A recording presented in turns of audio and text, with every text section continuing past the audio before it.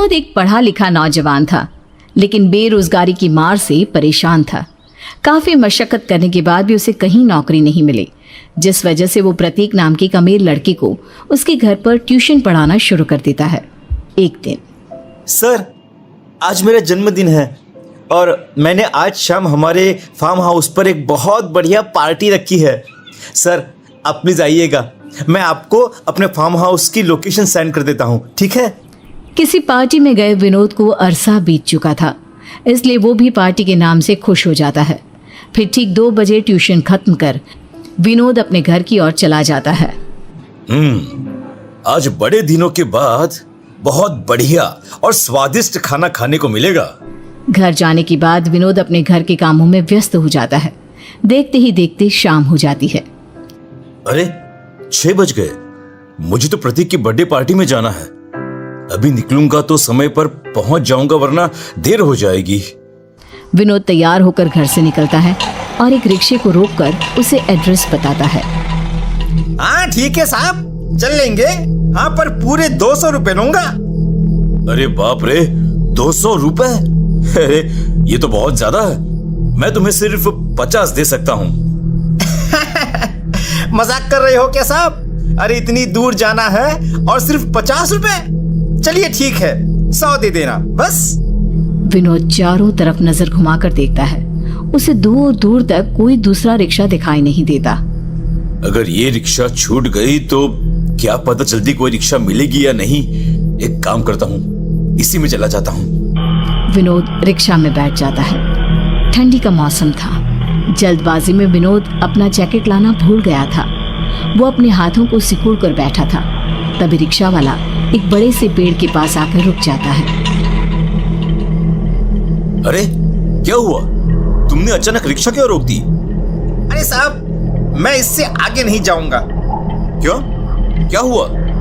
तुमने तो कहा था तुम मुझे मेरे बताए हुए पते पर पहुंचा दोगे। अब क्या परेशानी हो गई?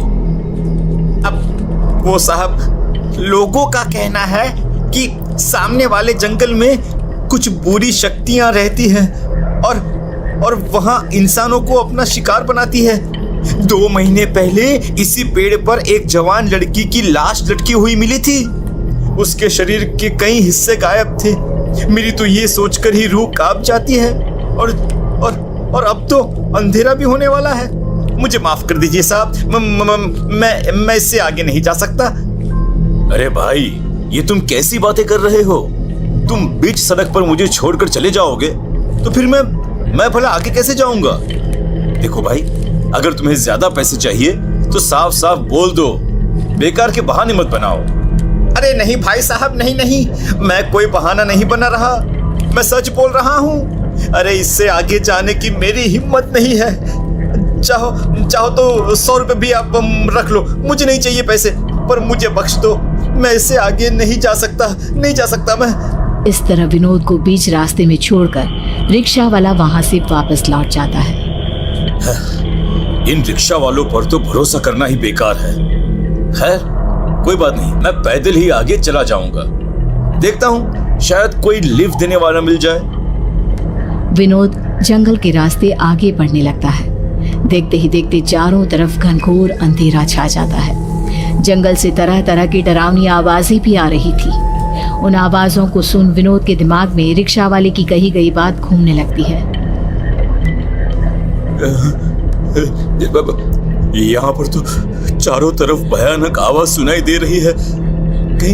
कहीं उस रिक्शा वाले की बात सच तो नहीं? कमबख्त, यहाँ रास्ते में कोई दिखाई भी तो नहीं दे रहा जिससे मैं लिफ्ट लेकर आगे जा सकूं। इस तरह अपने आप से बात करता हुआ विनोद तेजी से अपने कदम बढ़ाने लगता है, लेकिन तभी अचानक उसका पैर एक बड़े पत्थर से टकरा जाता है, जिससे विनोद अपना संतुलन खोकर बगल में मौजूद ढलान की ओर जा गिरता है। वो झाड़ियों में लुढ़कता हुआ एक कटीले पेड़ के पास जा पहुंचता है। विनोद अपने आप को किसी तरह संभालते हुए उठ खड़ा होता है, लेकिन तभी उसकी नजर अपने सामने खड़े एक डरावनी भेड़िए पर पड़ती है। उस भेड़िए की सुर्ख डरावनी लाल आंखें देखकर विनोद के हाथ पैर ठंडे पड़ जाते हैं। हे भगवान, ये सब क्या हो रहा है? अब मैं क्या करूं? भेड़िया धीरे धीरे अपने कदम विनोद की ओर बढ़ाने लगता है। ये देखकर विनोद की सांस अटक जाती है और वो अपनी जान बचाने के लिए तेजी से वहां से भागता है। जिसे भागता देख भेड़िया भी उसका पीछा करने लगता है। थोड़ी देर के बाद भागता हुआ विनोद अचानक एक गड्ढे में जा गिरता है। बचाओ बचाओ बचाओ। अब भेड़िया जैसे ही विनोद पर हमला करने के लिए उस पर लपकता है तो विनोद तुरंत बगल में पड़े पत्थर को उठाकर भेड़िए के सर पर मार देता है और भेड़िया वहां से भाग जाता है। खून से लथपथ विनोद किसी तरह चलने की कोशिश करता है, लेकिन थोड़ा आगे चलकर ही बेहोश होकर गिर जाता है। सर सर, अब कैसा महसूस कर रहे हैं आप?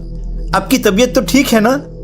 शुक्र है कि मेरे फार्म हाउस के चौकीदार की नजर आप पर पड़ गई, वरना जंगल का कोई जंगली जानवर आपको मारकर खा जाता।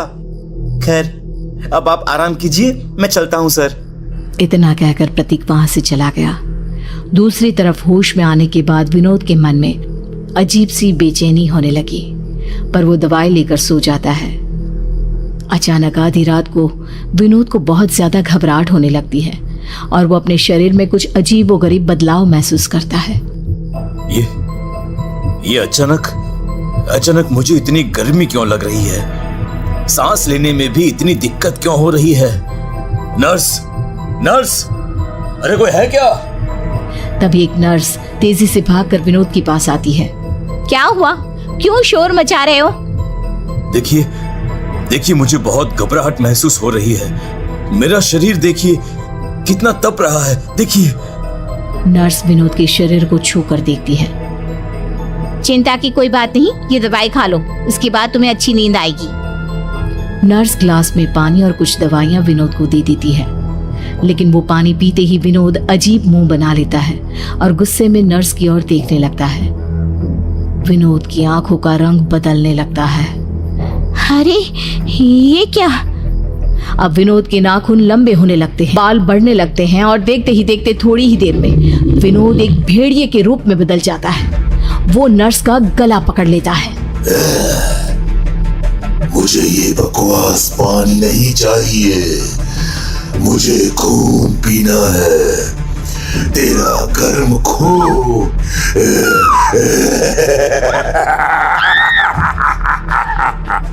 बचाओ, कोई बचाओ मुझे। नर्स अपने आप को विनोद से छुड़ाने की बहुत कोशिश करती है, लेकिन विनोद नर्स के गले में अपने नुकीले दांत घुसाकर उसका खून पीना शुरू कर देता है। बचाओ, कोई बचाओ मुझे, कोई मदद करो मेरी। नर्स की चीखें सुनकर अस्पताल के कुछ लोग भागते हुए वहां आते हैं, जिन्हें देख विनोद नर्स को वहीं छोड़ खिड़की का कांच तोड़कर बाहर भाग जाता है। विनोद को एक भेड़िए के रूप में देखकर अस्पताल के सभी लोग हक्के बक्के रह जाते हैं। क्या अभी यहाँ सच में एक इंसानी भेड़िया था? अरे कोई नर्स को उठाओ, अरे इन्हें डॉक्टर के पास ले चलो, फिर कुछ सोचते हैं, चलो जल्दी। दूसरी तरफ भेड़िया बना विनोद अंधेरी रात में शहर की सुनसान सड़कों पर यहाँ वहां भटकने लगता है।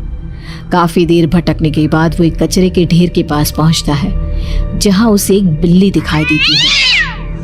वाह, कुछ तो मिला। विनोद लपककर उस बिल्ली को पकड़कर खाने लगता है। बिल्ली को खाने के बाद विनोद उसी कचरे के ढेर के पास लेटकर टकटकी लगाए आसमान की ओर देखने लगता है और वहीं सो जाता है। अरे विनोद साहब, आप यहाँ इस हालत में कचरे के ढेर पर क्या कर रहे हैं? और आपकी ये हालत कैसे हुई? विनोद की नींद खुलती है। वह हैरानी से कैलाश को देखते हुए अपने आसपास नजर दौड़ाने लगता है। चलिए मैं आपको घर छोड़ देता हूँ। उसके बाद कैलाश विनोद को उसके घर ले जाता है। आखिर ये सब विनोद के साथ क्या हो रहा है? जंगल में उसके साथ क्या हुआ था? वो भेड़िया कैसे बन गया?